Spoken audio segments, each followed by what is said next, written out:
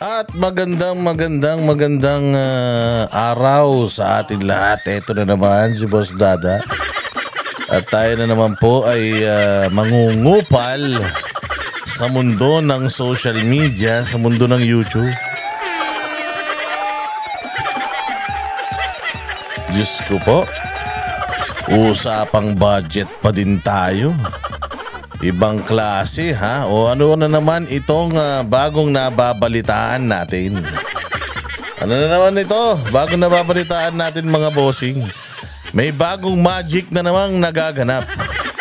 Hayop na yan. Alam nyo kung ano yung bagong magic? O eto mga boss, ang bagong magic. Etong pondo natin, hindi ba pirmado na yan ng presidente? Pirmado na yung pondo na yan ng presidente, pero etong malupit. Isa na yan, ay ganap na yung batas. Once na pinirmahan niya ng presidente ang General Appropriations Act of 2025, yan po ay isang ganap ng batas. Kung meron kayong ipapabago, kung merong mga adjustments, doon na pumapasok yung veto powers ng presidente. So kung sana yaang GAA natin ay palpak, yung GAA natin ay mukhang na magic, o yung GAA natin ay malimali yung mga figures, hindi akma doon sa yung mga ine-expect na mga numero. Aba, dyan mo magagamit yung veto powers mo. Kung matatandaan natin mga bossing, ito nga ating magaling at pinakamamahal. Alam niyo naman kung bakit natin tinawag na pinakamamahal na Pangulo yan. Si Pangulong Bongbong Marcos. Kaya natin yan tinawag na pinakamamahal na Pangulo dahil simula nung siya ay naging Pangulo, walang Diyo nagmahal na lahat ng mga bilihin sa bayang Pilipinas.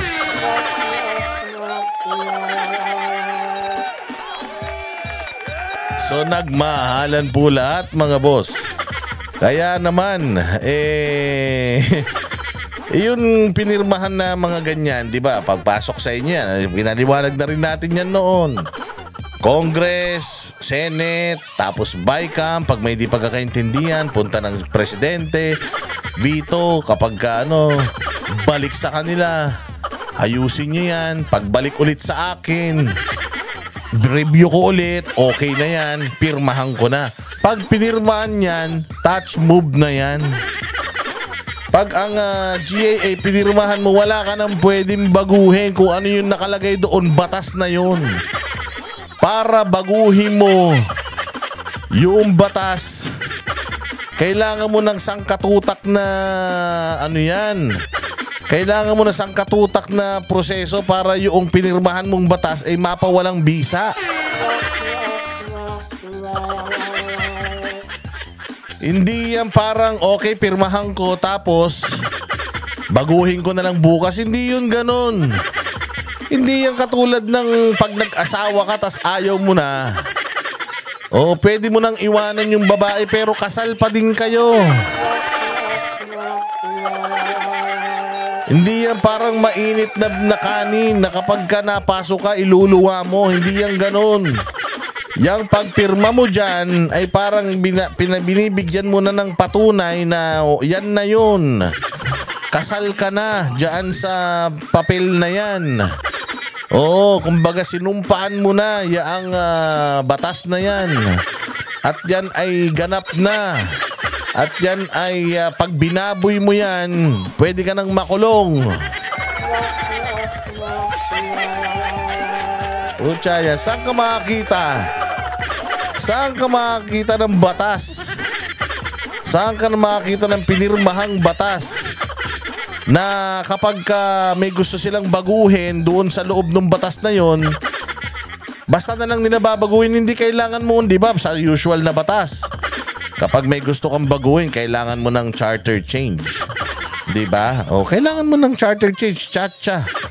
Di ba? Kaya nga nagkakaroon ng mga people's initiative. 'Di ba? Kailangan muna ng mga ganyan. Oh, kailangan lahat sila ay magkaisa para ratifikahan yung isang batas.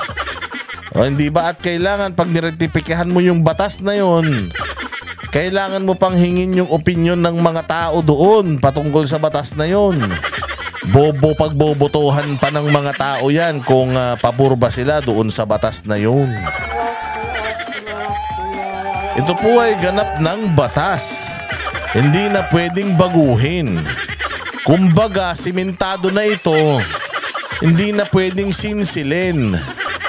Oh, pucha yan. Saan ka makakakita ng isang budget na adjustable? Utang ina niyan.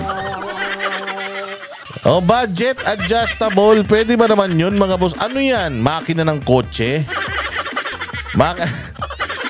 Ano to? Na-adjust? Ano yung camera? Ano yan? Filter ng cellphone? Pagkatapos mong kunan, pwede mo nang pagandahin, papangitin. Kaya nyo nga yan pinag-uusap-usapan eh. Kaya nga nauubos, natutusta ang mga utak ninyo para pag-away-awayan yung budget. Diba? Dahil nga sa mga budget na ganyan, si Inday Sara nga mai-impeach pa. Or meron pang petisyon na ma-impeach siya. So ganun kalupit, kakritikal ito. Kaya nga galing sa Congress, sa House, sa lower house, mapupunta sa upper. Pag-uusapan nila. At pagkatapos, i-review mo. Kaya nga pinareview sa'yo, Bongbong eh. Akala ko ba ni-review mo? Kaya bang yabang ni Bersamin, sabi pipirmahan sa 30. Abenching ko, ni-review nyo na 5 araw. May mga picture pa kayong pinadala kasama sila recto na putang ina yung papel hindi naman nagulo. Magkakapatong pa rin siya, ang ganda-ganda ng pagkakapatong-patong niya. So sinabi nyo pinag-aralan to, ito ang pinag-aralan ng mabuti ng ating mahal na presidente. Talagang ginamit niya ang kanyang power. Hindi natulog. Talaga, hindi natulog.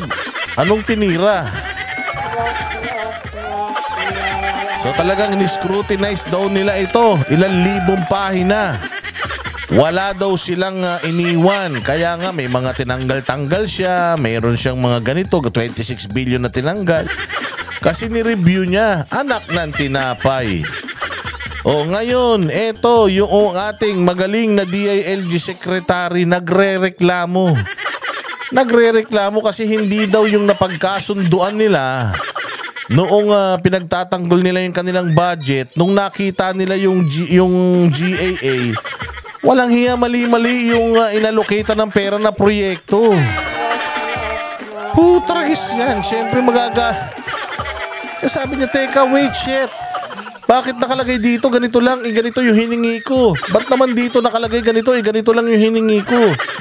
Ano ba namang klase ito? Anong rason nila ngayon?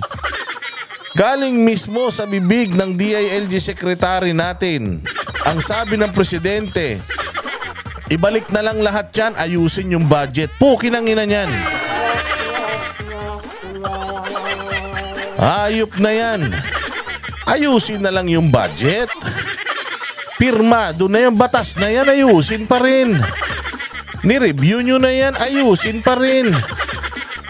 Kinalkal nyo na yan, nagkamali pa rin. Walang hiya, matindi itong revelasyon ni DILG Secretary na ibabalik ni Presidente yung mga budget na nagkamali. Puta, pirmado na yan. Yan na yung lumabas sa tawas eh. Dapat pinaninindigan na natin yan. O buti sana kung national emergency yan. Anak ng tinapay. Anong klaseng GAA to? Abay, totoo nga yung sinasabi ni Pangulong Duterte na itong General Appropriations Act na to ay depektibo. Depektibo kasi nga labo-labo. Hindi pwedeng bago-bago. Hindi pwedeng pag nagkamali ay baguhin na lang. Tangina kasi naglagay tayo ng tamad sa posisyon. Kaya ayan, puros katarantaduhan na nangyayari ngayon sa ating bayan. Importante po ito, ha? Huwag niyong ginagawang katatawanan ito. Napaka-importante po nitong na to. netong usapin na ito dahil pera ng taong bayan ito. Ibig sabihin, ako, meron akong budget, meron akong mga line item sa budget ko. Pinaglaban ko yan sa Kongreso, pinaglaban ko yan sa Senado. In-approve nyo naman. Tapos putang ina, pagdating dun sa GAA, magkakaiba ng numero. Ano nangyari? Nakalog? Ano yan? Nagkukumahog kayo? Putang ina, yung mga zero na bawasan, zero na dagdagan. Ano ba namang klaseng budget yan? Buisit. Masama ito mga bossing, sobrang sama nito. O hindi tayo dapat pumayag na ganito nangyayari sa bayan natin Pilipinas. Diyos mio, sila mismo binibisto nila yung sarili nila. Alam ko bawal yun, hindi ako abogado, pero alam ko bawal yun. Alam ko ang batas, pagka pinirmahan na at ganap ng batas, hindi mo na pwedeng baguhin. O kung baga kailangan mo ng napakahabang proseso para mabago mo ang isang batas. Pero dito sa report na ito, mukhang hindi. Ang gagawin lang nila, sige na, ayusin na lang natin yan. Anak ng tinapay naman. Pakinggan natin itong balitang ito mga bossing. Pasok. Napakaganda talaga niya. No? Napakaganda talaga ni Ina Mortel. Inisa-isa ng kalihim ng DILG ang mga programa at proyekto ng departamento na tinapyasan ng pondo sa ilalim ng 2025 General Appropriations Act. Una nang nagpahayag ng mga hinaing ang iba pang pinuno ng mga ahensya. Ako po, iba pang pinuno. Ibig sabihin, totoo nga yung sinasabi ni Inday. Totoo yung sinasabi ni Inday na haharap ako. Nung ako'y DepEd Secretary, haharap ako sa Congress, ipagtatanggol ko yung budget ko. Pinaghirapan namin yan, pinag-aralan namin yan, pagtatanggol namin yan, tapos i-approve nila. O i-approve o hindi, o kung ano man. Pagdating sa Senado, napansin, may dagdag. Ano to? Bakit gamay dagdag ito? Ang sabi nung taga-DepEd, ewan, ito lang hiningi namin eh. Hindi, nakalagay rito, may dagdag eh. Yun na nga eh, ewan ko, ba't may dagdag yan eh. Hindi pwede to, sino nagdagdag nito? Tapos biglang BICAM. Pagdating ng BICAM, pak, nagkaroon ng magic, boom, GAA, pinirmahan. Pagdating kala BP Sara, pucha yan, yung nire-request nila, halimbawa, nag-request sila ng, halimbawa lang to nag-request sila ng 100 10 billion para sa yung renovation. Renovation ng mga classrooms. Pucha yan, dinagdagan, ginawang 19 billion. Tapos dun sa 19 billion na yon, mga 12% na lang nun ang napunta doon sa talagang project.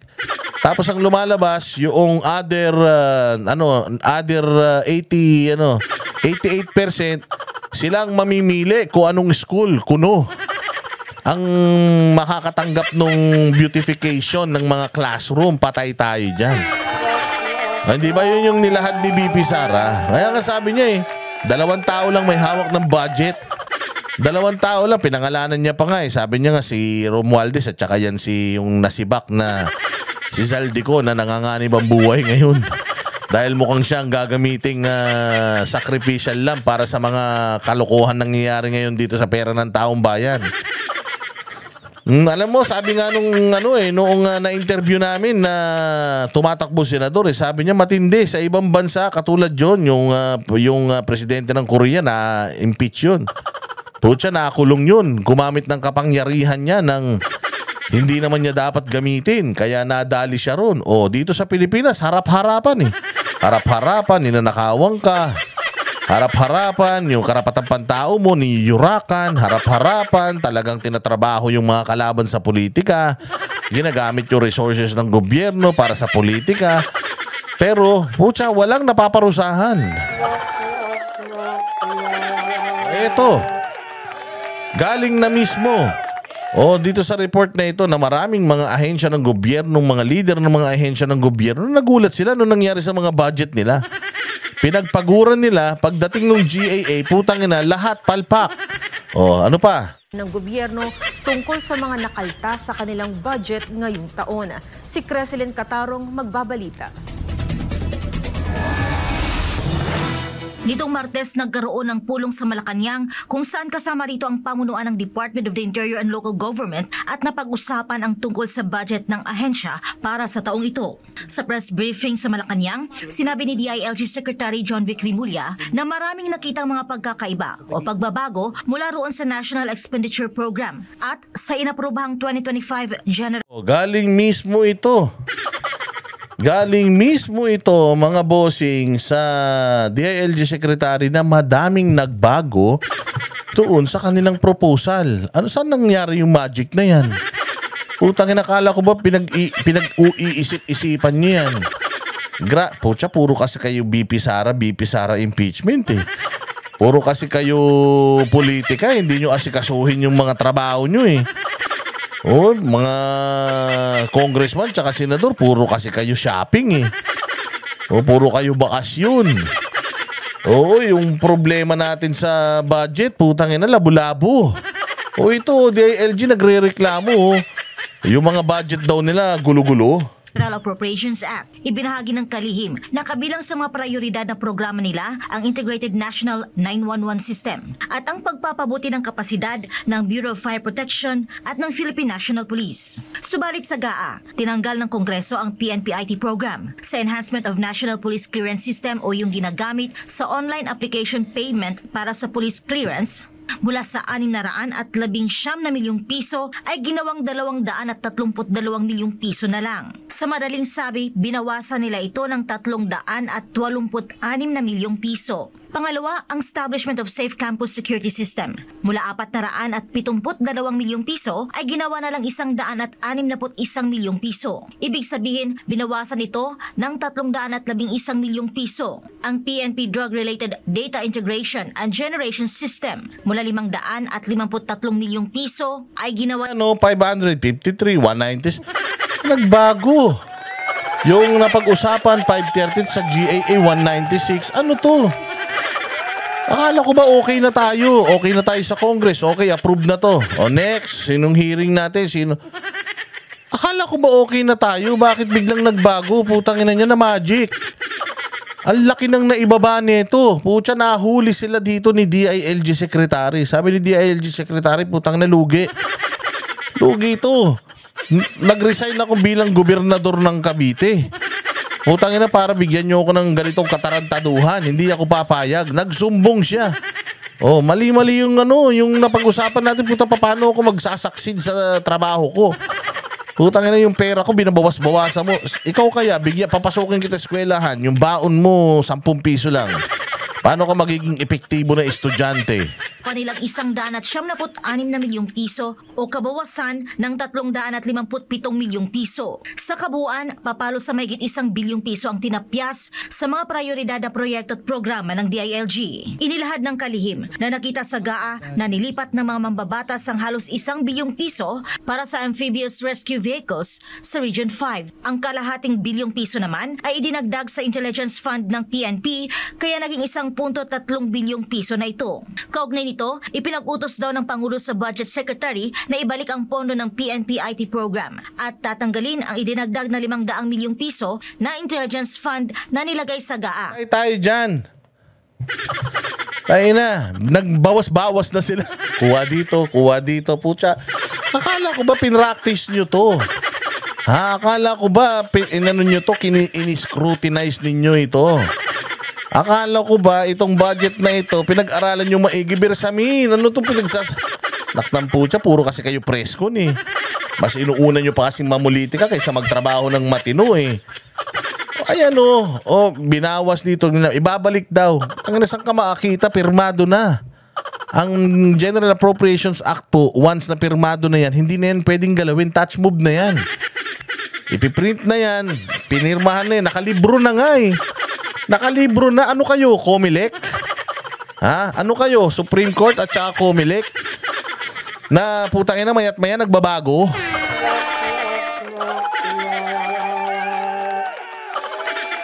Anong klase ito? Anong mangyayari sa buhay ng bayang Pilipinas pagka ganito ang nangyayari sa mga leader natin?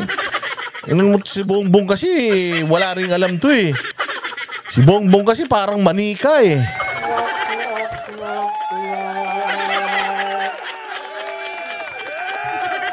Para kayong mga manyika. Kung ano yung hinulma yung ulo nyo, ganun na lang. Putangin na nyo, tatamad nyo. Ewan ko sa inyo. At ibalik sa orihinal na budget na 820 milyong piso. Oh, di ba? Ito na nabawasan, balik sa orihinal. Putya pa, paano napirmahan mo na? Paano mo pa ibabalik? Tangina, ano yan? Lego? Natapos mo na, binuo mo ulit. Anak ng tinapay naman talaga, oh. Sakit naman sa bangs nito, mga boss. So, return to original budget ng 820 million yata ang nasa INP, nasa PNP. Naging 1.3 billion. Ibabalik na naman sa dati siya. Ibabalik na naman sa dati? Tangina, ano yan? Pitaka? Anong tingin niyo sa GAA? Pitaka nyo? Na putya na, bukas kayo ng bukas, hugot kayo ng hugot, bunot kayo ng bunot. Hindi pwedeng ganun. Hindi ganyan ang trabaho.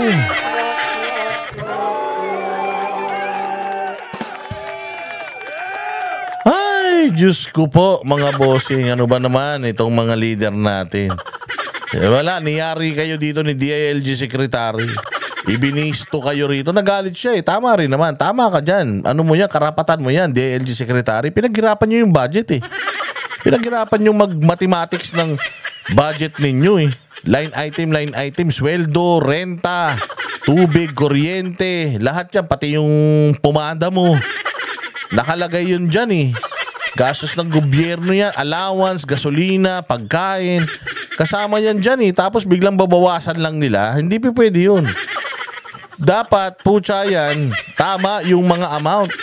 Ito naman si Bongbong, yan ang pinirmahan, panindigan mo na yan. Eh, hindi ka kasi nag-aral ng leksyon mo eh. Sinabi mo, pinractice mo, sinabi mo, inaral mo, binuksan mo lahat. Tapos ngayon, putang ina, sablay. Ito, galing na mismo sa DILG Secretary ha.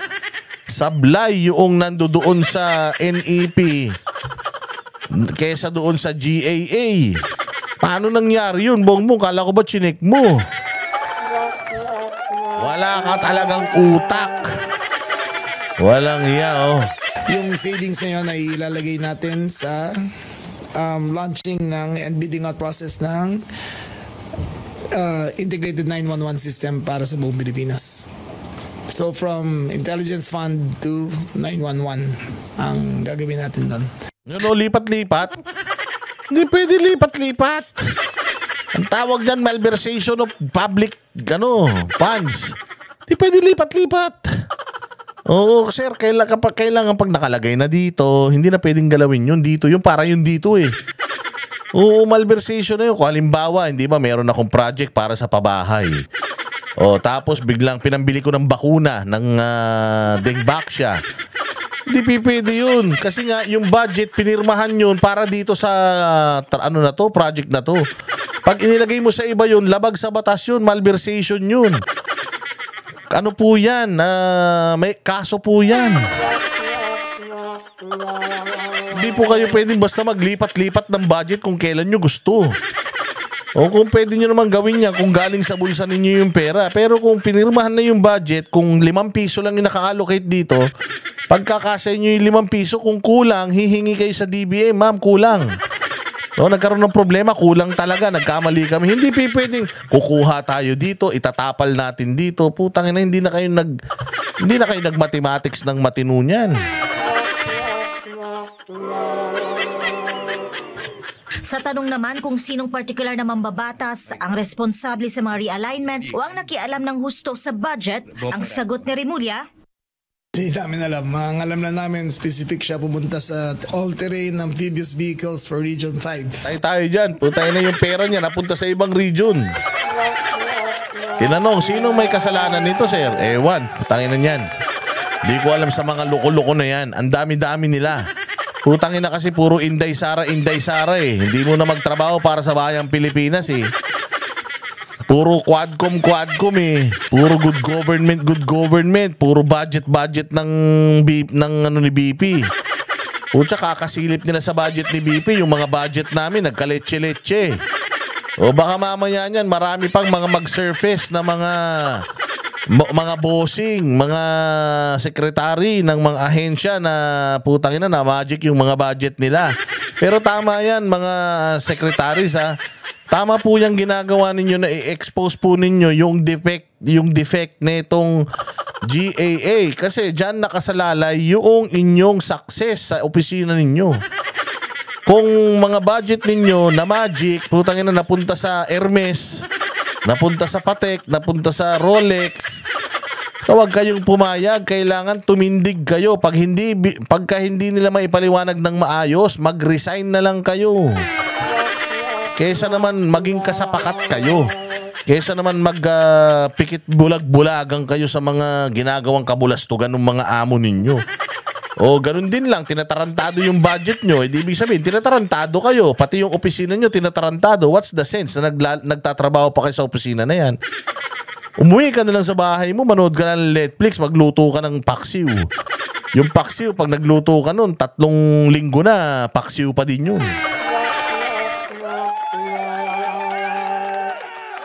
Ayun ang pinaka-glaring nangyari. Yung 500 million additional intelligence fund, hindi namin alam. Yun na lang sinabit ng GAA sa amin eh. So, we don't know kung sino naglagay. Oh, hindi nila alam. Basta sinadmit yung GAA sa amin, putang ina palpak. O, palpak yung GAA. So, anong ibig sabihin nun? Di palpak yung pinirma ng presidente. O kung palpak yung GAA, pinirma ng presidente, di palpak yung BICAM.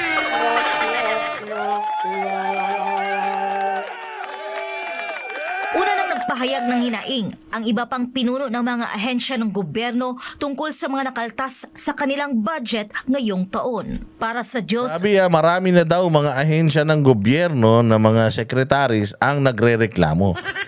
So ibig sabihin napakamaraming mali nitong GAA na ito. Ewan ko lang, sigurado ako papatahimikin ng administrasyon yan kasi magaling ito yung kung yung administration ni Duterte ay the punisher, ito the silencer. Oo. Kung ang administrasyon ni PRRD ay the punisher, ang administrasyon neto ni Bongbong Marcos ay the silencer. Lahat pinatatahimik. Patatahimikin ng media, aktivista, patatahimikin pati vlogger, patatahimikin pati yung mga nagrereklamong mga taga-gobyerno. Ay nako. Buisit. Anyway, so yan po ang ating isang balita na nakakatawa. Kayo na po ang bahalang humusga kung niloloko ba tayo niloloko ba tayo ng dalawang sangay ng gobyernong ito, ang Senado, ang House at ang Legislative at ng Executive. Bahala na kayo kung anong basa ninyo. Basta pinakita ko tong issue na to, pinakita ko tong balita na to, nasa sa inyo yan kung maniniwala kayo o hindi, pero narinig nyo naman mismo sa mga bibig nila na yung mga budget ibabalik daw sa dati, pero pirmado na yung GAA, pirmado na yun as batas. O ganito ang estado ng bansang Pilipinas, nakakadiri, nakakairita, talaga namang walang kakwenta-kwenta. Alright. Okay, so alright. Maraming salamat mga bossing, mabuhay kayo. God bless us all and God bless the Philippines. I'll see you again sa susunod nating vlog. Mag-like and share, mag-follow, manood ang hindi manood. Tatamaan ng kidlat. Mabuhay. See you again sa susunod na vlog.